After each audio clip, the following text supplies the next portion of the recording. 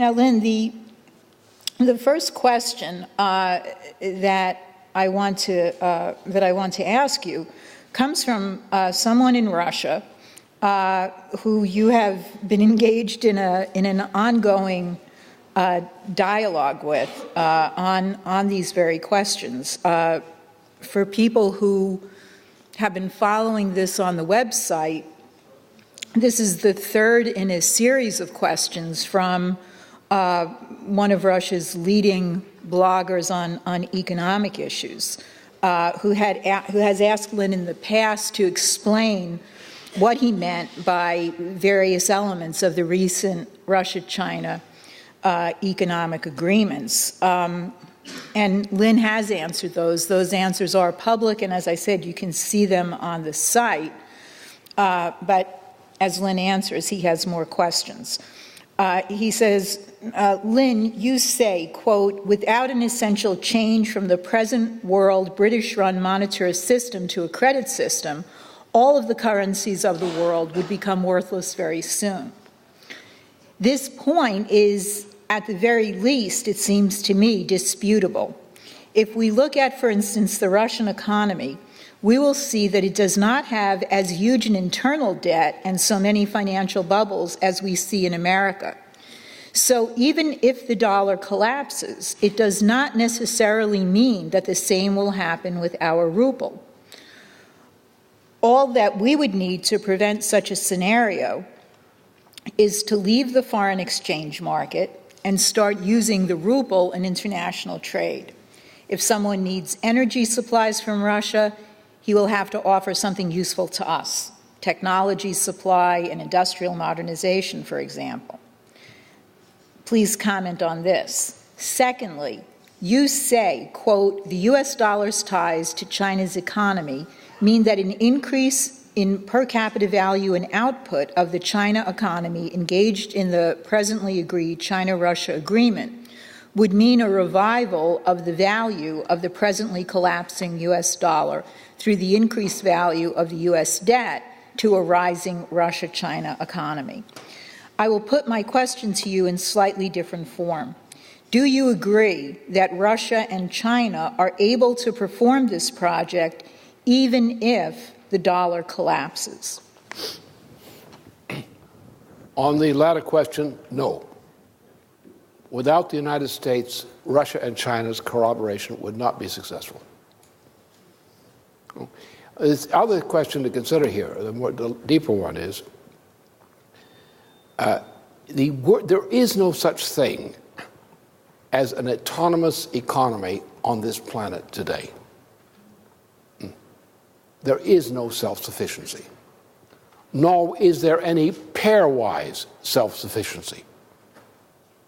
If two nations decide to try to cooperate and tell the rest go to hell, they'll go to hell first. They'll be delivered the next day, in fact, to that destiny. Now, you don't have a rule system. You don't have national economic systems anymore. You don't understand globalization. The problem in Russia today is largely a result of the failure to recognize the menace of globalization. Because that was what was done to Russia, was globalization. Russia's potential does not lie very much in its own existing industries.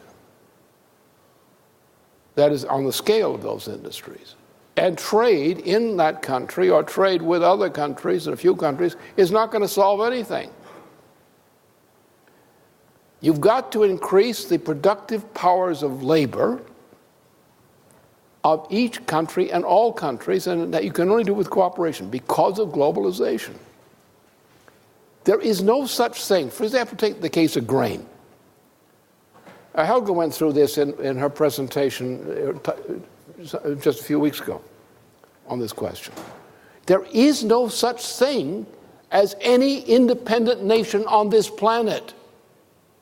If you're not prepared to destroy Cargill, you don't have independence. If you don't look at the firms that control your food supplies on this planet and go in there, if necessary, with troops and straighten them out, you're not going to have a food supply. You need an authoritative international force composed of sovereign nation states, but an effective force which is powerful enough to go in and shut down Cargill. Otherwise, you don't have a chance.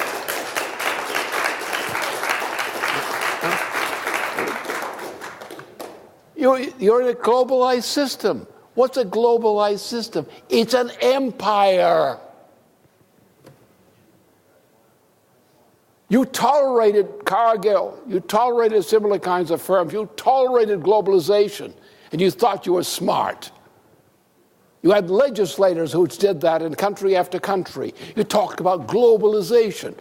The Tower of Babel, back again, with similar results promised. For now. That's the issue. What we need is a consent of the people, consent of nations. Now we know that Europe presently, under the euro, has no sovereignty. Continental, Western, and Central Europe no longer have real sovereignty. It doesn't exist in any of those countries.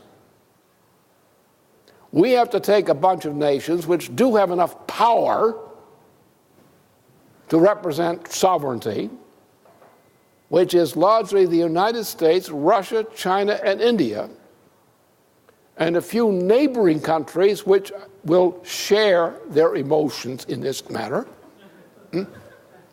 And that will constitute a representative body of the human race. And that representative body of the human race is going to go out and crush the imperialists.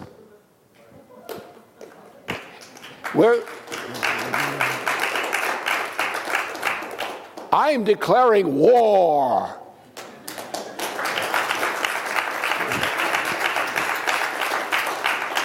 As Franklin Roosevelt said, I hate war. But that's why I got to declare it. Now, that's the solution here. We have to create an economy. No economy presently exists.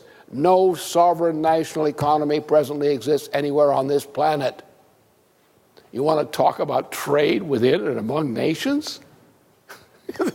You don't have sovereign nations anymore. There's no nation on this planet that's sovereign. It's all under globalization. It's under the empire. What's the empire? The empire is the British Empire.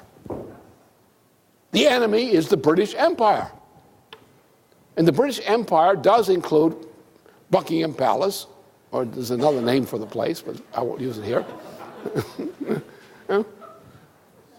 And there is Threadneedle Street. That exists. But the empire is international. It's an international monetary system. The system which is typified by the globalizers, the ones that control the food supply of the world, that control the mineral supply of the world, that control the industries of the world.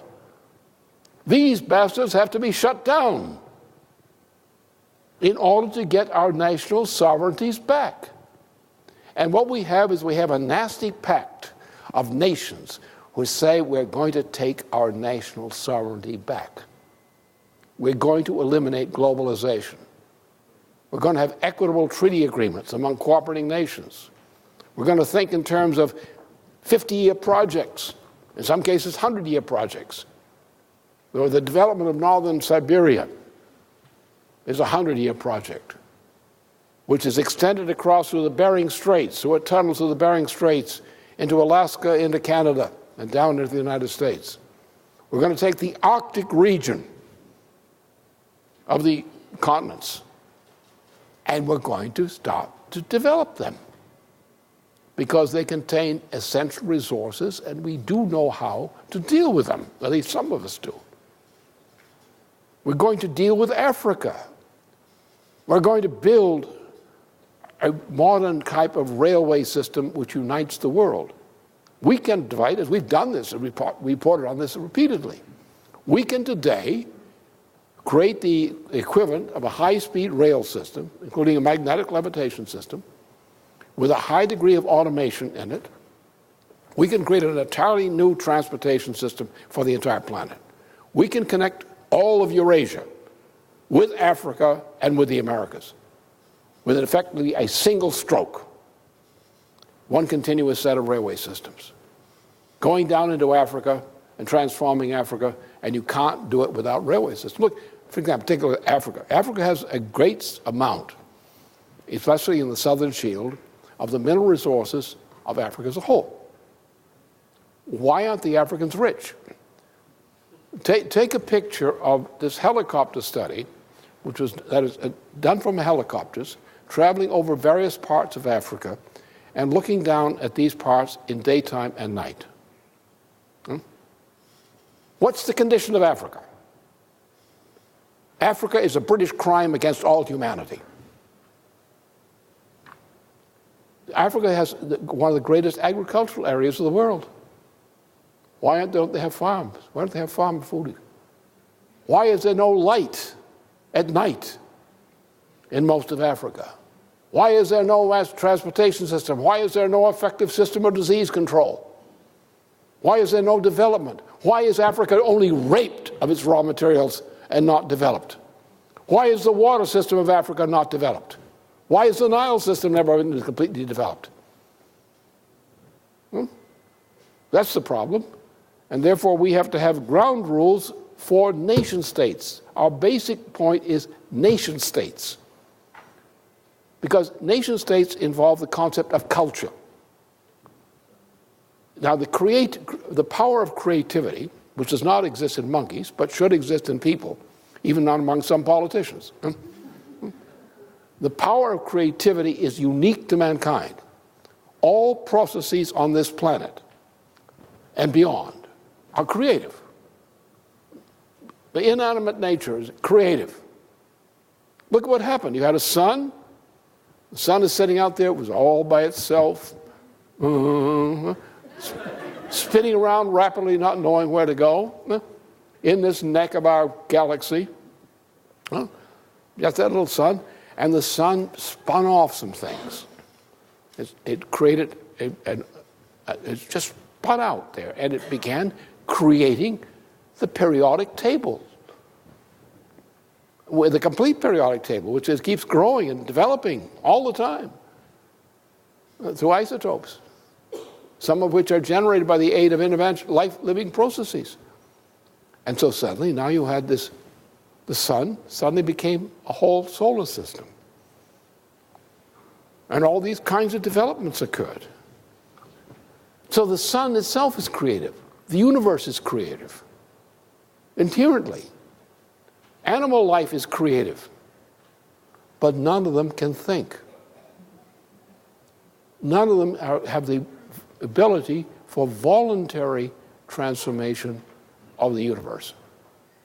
Only human beings have the mentality for the voluntary creation of new states of organization in the universe.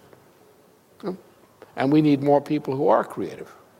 We need to get rid of this uncreative nonsense which was introduced in the post-war period. We have to develop populations. Therefore, we have to realize that when you're dealing with a language culture, which is a very complex thing, it's not just the language, but a lot of other things.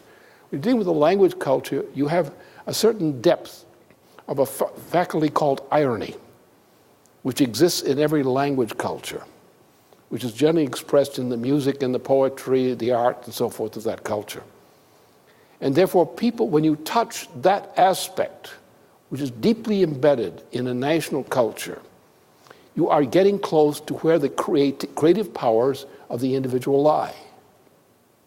So what our objective must be, the nation state, is based on the idea of nation state culture. You must bring into play the creative potential of a people through its culture. Therefore, you want them to represent themselves in terms of the fulfillment and enrichment of their own culture. Therefore, we want the consent of humanity. We don't want a consent of pig pens. We want the consent of different cultures, because creativity lies within the culture. Therefore, we want an assembly of peoples which are respectively sovereign peoples in order to mobilize their cultural potential for becoming truly human as they can become.